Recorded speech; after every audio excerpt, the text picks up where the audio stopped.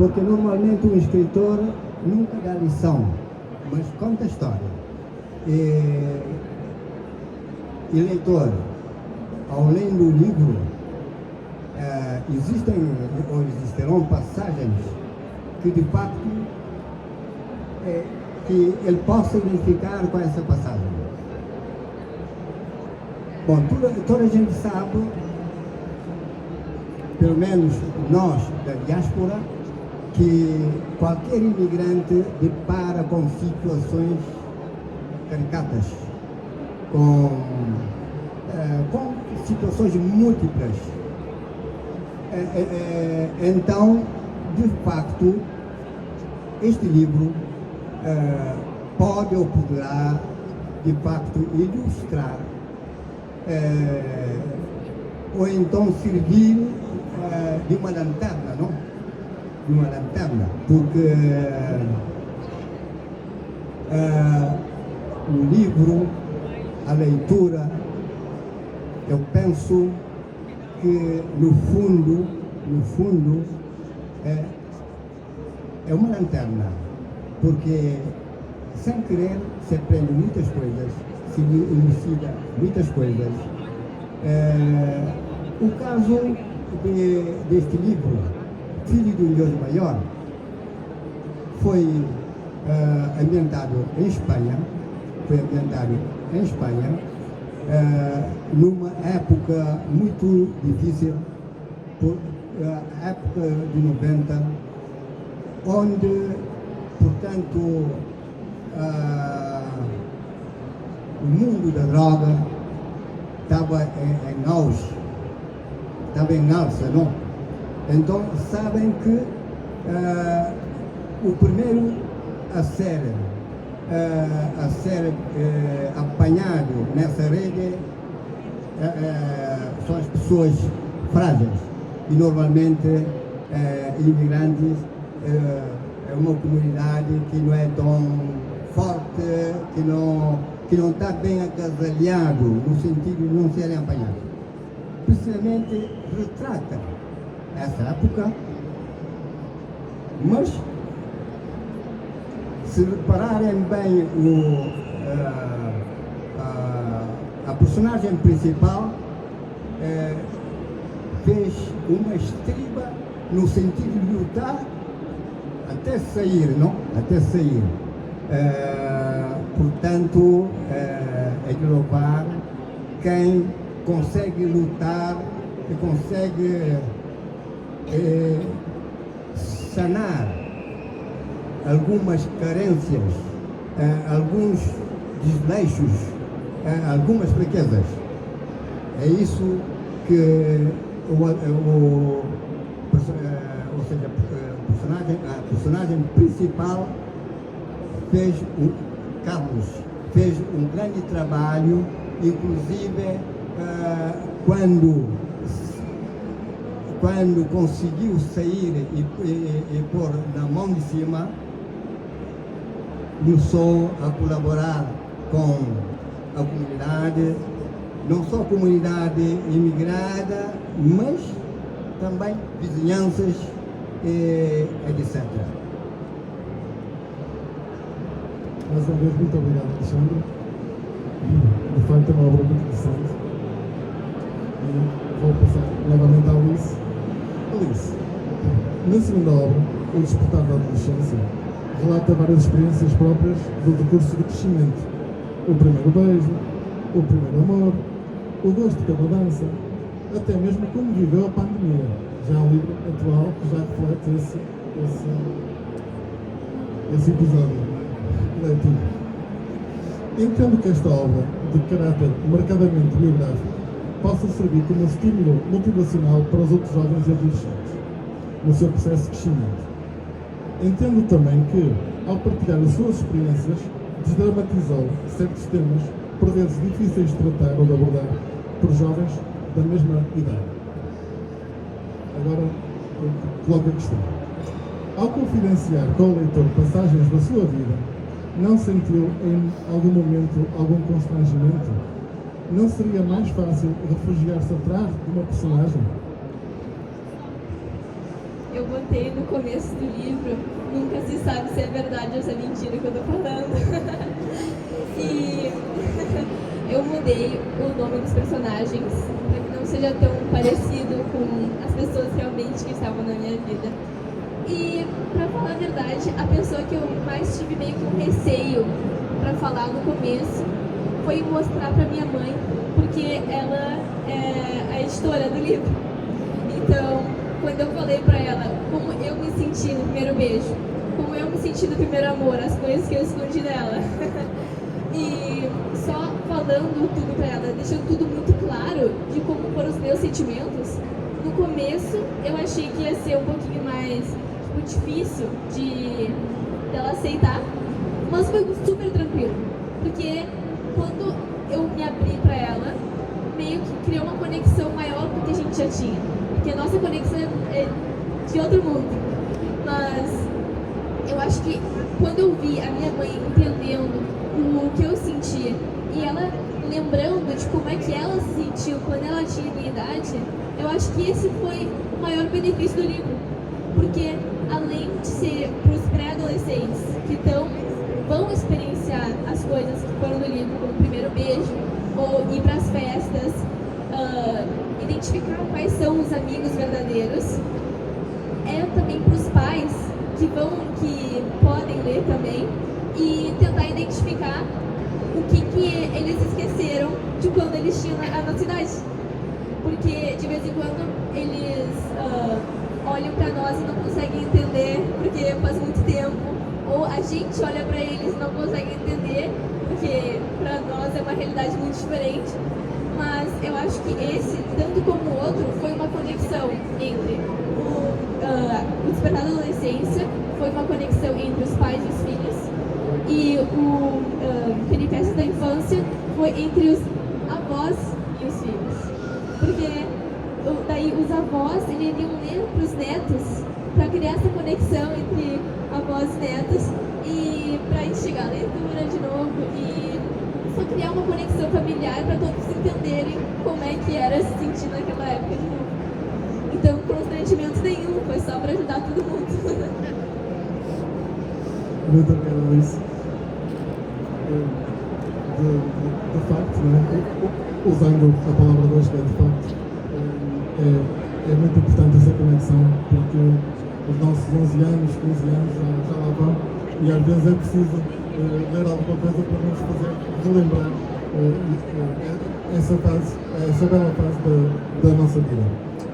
Contudo, fazendo uma retrospectiva, nestes 20 anos de trabalho, tive a sorte de poder exercer a difícil, mas gratificante missão de ser professor, não apenas de literatura portuguesa, mas de literatura em português. Na minha passagem para a África do Sul, onde vivi e trabalhei durante 6 anos, tive a oportunidade de trazer para as minhas aulas escritores como Graciliano Ramos, Calano da Silva, Agostinho Neto, Pepe Terra, Corsino Fortes, entre outros. Já na Suíça, Machado de Assis, Jorge Amado, Mia Couto, Mondjaki, Clarice Lispector e Cecília Meirelles são presenças assíduas nas minhas aulas. As cidades e as serras são muito bonitas, isto é intertextualidade, mas o sertão e as planícies de perder de vista também. Não podemos falar de lusofonia sem falar de Corsino Fortes, escritor cabo-verdiano que nasceu em 1933 na ilha de São Vicente. Assim, a poesia de Corsino Fortes é enriquecida pela adoção de inúmeras palavras crioulas, da qual resultam associações de imagens altamente sugestivas pela sua referência direta à terra de Cabo Verde. Tudo sem que se perdam as referências de um povo pobre em busca de dias melhores. Se me permitem, vou ler então um breve poema de Corsino Fortes. Das colinas de Congo, com portas de sol, descem crianças, nuas e magras como violas. As esqueletas dentro das cordas, todas, primogênitas, do mesmo vento, e filhas, do mesmo vulcão e da mesma viola, da mesma rocha e do mesmo grito. A ilha roda no rosto da criança, com a vareta presa na roda do vento. Nem sempre a criança respira, um pulmão, roto de mapas, e assim, como as ilhas, ao pôr do sol, se alimentam de fonemas. Cada criança é de tongo de leite com sangue nas veias. Este poema faz parte da obra Cabeça Cabra de Deus e é o poema mais conhecido de Pão e Fonema, escrito em 1974. Corsino Fortes proclama então o povo cabo-verdiano como detentor de uma identidade própria. O poema suscita múltiplas análises e interpretações e encontra-se dividido em 3 cantos.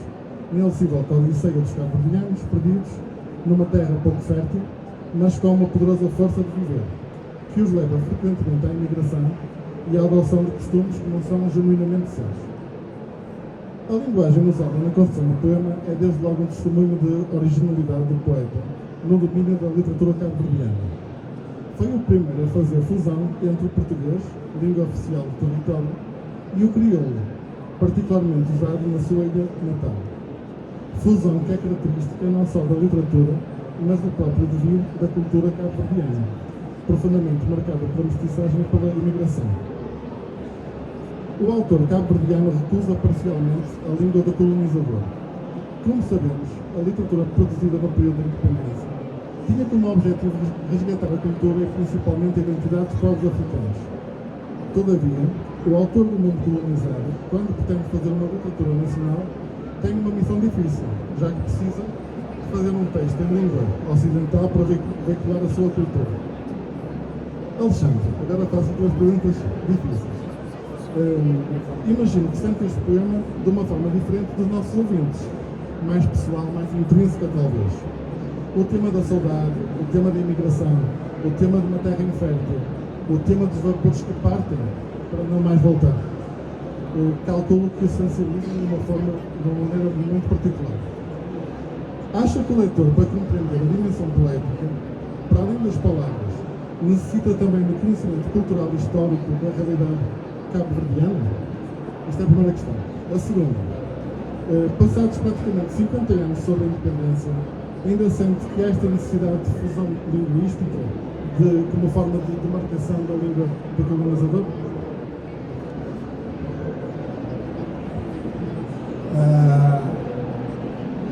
Cabo Verde, como sabem, Cabo Verde foi um país que foi criado, não? É um país que foi descoberto pelo Portugal. E normalmente foi povoado pelos brancos e pretos, digamos. E é por isso que Cabo Verde tem essa dificuldade de enquadrar dentro do espaço africano. Mas Cabo Verde é África. O seu povo também é africano. Simplesmente, às vezes, temos essas dificuldades, não por falta da nossa vontade, por exemplo, mas eles é que não querem nos deixar integrar, porque talvez as nossas formas de pensar são diferentes. Bom, vamos aprendendo, vamos interagindo no sentido de normalizar, por exemplo, esse convívio que está sendo difícil. Bom, mesmo os governantes não dizem isso, mas nós, os povos, sabemos. No que diz respeito à literatura cabo-verdiana, é fácil, porque nós estamos muito aproximados, né? Portanto, muito aproximados, porque a fonte da literatura cabo-verdiana é Portugal e Brasil, não? E Brasil. Os grandes escritores cabo-verdianos beberam nas fontes de Portugal e Brasil. Portanto, a nossa literatura é muito acessível.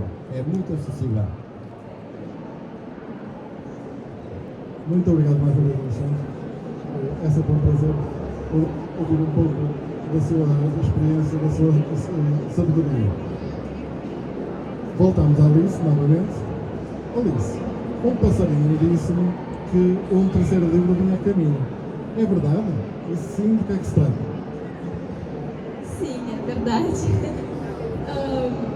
Como eu já estou escrevendo os livros como se fosse uma continuação do meu progresso, assim, como ser humano. O primeiro foi da minha infância, historinhas pequenininhas, peripécias. E o segundo foi da adolescência. O terceiro é mais como se fosse a transição para a vida adulta, meio que as responsabilidades que agora eu teria. O livro vai ser sobre como eu utilizei toda a sabedoria que minha mãe ela me deu, toda a sabedoria que eu ganhei com o tempo no Brasil e consegui aplicar aqui na Suíça. E o terceiro livro é como se fosse um espelho da sabedoria que eu tenho. Esse vai ser o nome. Espelho da sabedoria. E basicamente irá ser como eu consegui enfrentar as dificuldades das diferenças culturais que teve do Brasil para a Suíça, que foram muitas. Em questão de professores na escola, por exemplo. No Brasil, é como se eles meio que amassem os alunos e trouxessem ele para baixo das asas, assim, e cuidassem deles. E isso para mim era usual. Meus professores, eles tinham uma conexão comigo e sempre foi normal para mim. Só que quando eu vim para a Suíça, professores de outras culturas foram me ensinar e sempre ficaram fechados. Tipo, fechados porque, claro, é uma realidade diferente, mas eu não estava acostumada. Então pareceu que ninguém gostava de mim, todo mundo estava contra mim, o pensamento normal de um adolescente. Mas enfrentar tudo isso sem minha mãe, eles são perto de mim, foi muito meio que complicado, como se diz. E tem várias coisas que eu vou mencionar também no livro, de desafios que houveram comigo, como por exemplo, eu sempre tive um receio muito grande, passar mal, sabe? Eu tinha uma ideia tão, um medo tão grande, que isso me deixava, me proibia de fazer algumas coisas, por exemplo, aquela brincadeira normal de girar, assim, eu não gostava de fazer, porque eu tinha muito medo de passar mal depois. E daí depois, houve uma ocasião que isso aconteceu comigo, eu estava sozinha. Pra mim foi terrível, Só que minha mãe, eu liguei pra ela e ainda bem que existe FaceTime, porque daí ela conseguiu me acalmar e tudo mais, mas isso foi um processo evolutivo que eu consegui aprender e passar esse medo. Porque antes, qualquer sentimento que eu tinha na barriga, eu já, nossa, eu preciso chamar minha mãe. Mas agora eu me acalmo muito mais fácil. Parece que eu cresci, foi um passo quântico, assim, e o desenvolvimento foi muito grande. Então, às vezes, o que eu vou falar também é que muitas vezes, quando tu tá muito, já tá mais velho, tem muitas experiências, tu olha pra trás e pensa, nossa, eu deveria ter aprendido isso, eu deveria ter pensado nisso, eu deveria ter sido grato. Eu vou falar muito sobre a gratidão aos pais, como é importante para o desenvolvimento, porque muitas vezes os adultos têm alguns traumas no passado e daí se repete a vida inteira até aprender. Só que se eles não entendem que tem que aprender e que é bom passar por aquelas ocasiões para desenvolver mais, daí eles ficam na mesma sempre. Então, o que eu vou falar mesmo é como enfrentar a vida nesse modo positivo. E é isso, espero que dê certo. Fantástico, Alice. E muito obrigado por ter partilhado connosco aqui em primeira mão no Salão do Livro de Janeiro, o seu novo livro, que estará a aparecer em breve. Já agora, para terminar, é a última questão, e será normalmente para a Alice, e depois uma última para a Alexandre. Alice, há uma coisa que eu não compreendo, que é, ainda no livro O Despertar da Adolescência, a Alice deixa algumas dicas para os seus leitores. Dicas essas sobre como encarar a vida de uma forma positiva. A par disso, é presidente do clube Building Success no Instituto Le Rosé, em Rolle, na Suíça. Sei também que está a desenvolver um projeto com o Instituto Henrique Amaral, em Porto Alegre, no Brasil, sobre coaching e a expansão de consciência. Pode falar-nos um pouco sobre estes dois projetos, Building Success e o Instituto Henrique Amaral, em que consistem e, talvez a pergunta mais difícil, como é que arranja tempo para fazer isso tudo? Bom, enfim, acho que o tempo, isso a gente é prioridades. A gente enfrenta a vida, temos tempo para tudo porque o tempo é relativo. Então, no momento que tu foca numa coisa, aqui ó, a última dica do meu livro são 10 dicas na página final. E a última dica é: descubra a sua missão de vida nessa terra e faça a diferença em alguém. E eu acho que isso que foi o que me motivou para fazer tudo e pro meu foco e para continuar a vida foi o meu propósito. Eu sempre gostei muito de ajudar as pessoas e de ver que as pessoas elas se sentiam bem por estar perto de mim. Então, quando eu tinha por volta do 12, 11, eu fui no Instituto Henrique Amaral, em Porto Alegre, que é o Instituto de Desenvolvimento Pessoal e Humano. E neste instituto a gente aprendeu como viver a vida em alta performance, como mudar aquelas crenças limitantes que tínhamos e que foram passadas de gerações em gerações e como meio que reformular para que a vida comece a passar de uma forma diferente, porque nós somos quem criamos nossa realidade. Então, no momento que nós temos a consciência do poder que nós temos, então a gente pode criar um monte de coisa. Então, nesse pensamento, eu acho que eu criei o Building Success para expandir o conhecimento que eu tive do Brasil para a Suíça. Porque todo o conhecimento que eu tive do Instituto Henrique Amaral, eu fiz, eu acho que mais de 10 cursos, e cursos longos, assim, de dias intensos, finais de semana intensos. Finais de semana, aliás, porque para uma adolescente, final de semana é com os amigos. Eu já tirei vários finais de semana no Brasil para participar dos cursos, para tentar levar meus amigos para os cursos, porque os relatos que eu vi dos adultos foram absurdos, porque é como se aquele curso tivesse mudado a vida de muitas pessoas. Mudou o jeito de ver os pais, mudou o jeito de perceber como que as coisas seguiam, a lei da atração, por exemplo. Funciona porque eu sou um exemplo disso. E eu só espero que com o Building Success eu consiga. O Building Success é um clube que eu fiz na escola, que o professor Carlos, ele é o supervisor. E basicamente no curso, no clube, é uma discussão, um almoço por semana, e nós discutimos sobre pesquisas como chakras, por exemplo, centros de energia no corpo. Como que a gente pode usar esse conhecimento, sendo aceitável ou não para algumas pessoas, mas como que a gente poderia usar o conhecimento para o nosso desenvolvimento pessoal? Como nós podemos mudar o mindset para conseguir aprender cada vez mais e fazer a diferença para cada pessoa que a gente encontra. Eu acho que um sorriso já faz maravilhas numa vida de uma pessoa que talvez está se sentindo mal. Então, quando tu dá vida para a pessoa, quando tu dá conhecimento, eu acho que isso já muda muito. E isso o amor se espalha. É bem verdade, Alice. Muitos parabéns, muitas felicidades na tua vida futura e continua assim, nunca mudes, porque de facto és uma pessoa inspiradora. Muito obrigado. Uma última questão aqui para o nosso Alexandre. Nesta época que vivemos agora, que é a digitalização, ontem tivemos cá os bookstagrammers, não é? É uma variante do Instagram, os livros digitais,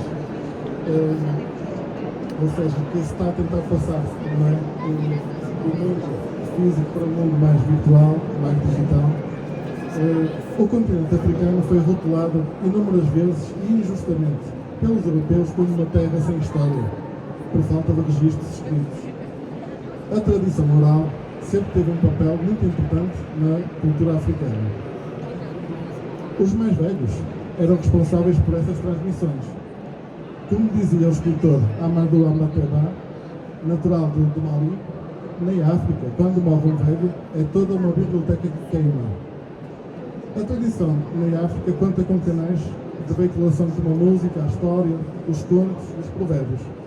Pode elucidar especialmente aqui a nossa plateia mais jovem sobre a importância desta tradição oral na cultura africana, no saber dos mais velhos que é transmitido para os mais novos oralmente? De facto, essa forma de expressar, ou seja, de contar história oralmente, sobretudo para as crianças, é muito importante. É muito importante na medida que as crianças aprendam a concentrar, a ouvir, a escutar. Me lembro muito bem, quando eu era criança, então que as pessoas começaram a vir para a Europa, América, então quando começam, contam a história. Num Cambar de Sol, por exemplo, portanto, se encontra a atmosfera propícia para esse evento. Por exemplo, eu aprendi muito com os cabo-verdianos que vieram e regressaram, quando contam a história de Lisboa. Só que era história tão tremenda, quer dizer, não me entrava muito bem, porque, por exemplo, a história forte dos que estiveram em Lisboa. Falavam que haviam casas debaixo da terra, por exemplo. Falavam de metro, por exemplo. Isso não me cabia, não me entrava, não conhecia, não... Então, precisamente é dali que me veio essa apetite de escrever, de escritura. Então na África Negra ainda, portanto, o conto oral é mais profundo, talvez tem mais sal, tem mais condimento. E como eu tinha dito antes, que Cabo Verde parece Portugal, porque embora é um país independente, tem o seu governo, tem as suas instituições, mas Cabo Verde parece muito a Portugal.